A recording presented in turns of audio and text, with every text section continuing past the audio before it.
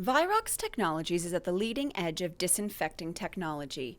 Today, Vice President Nicole Kenny highlights the dangers of using cleaning products incorrectly and how we can use them effectively.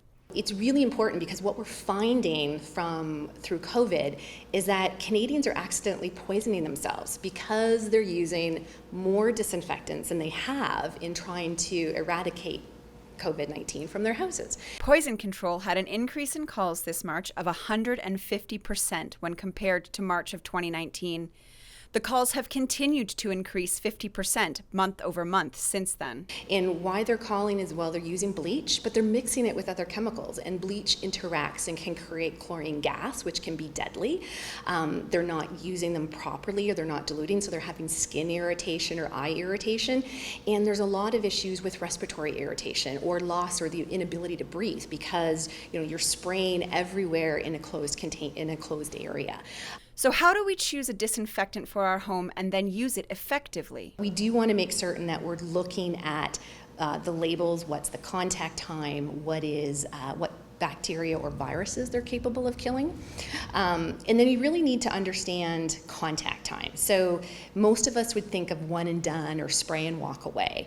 And most of our disinfectants aren't that. They actually have a contact time, which is what's meant as a wet dwell time, where you need to stay wet on a surface for the length of time that the label says. So many labels say 10 minutes.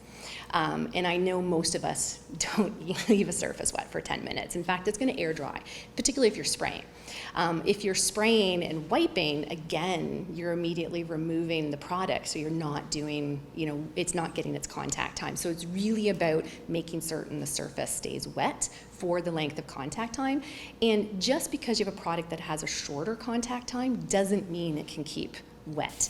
If it has alcohol in it, for example, it's going to evaporate really quickly. So again, it's that need to potentially reapply.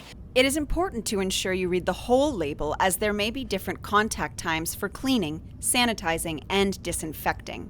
Well, if this is a surface that hasn't been cleaned or disinfected, this is actually an example of what happens when you don't achieve contact time.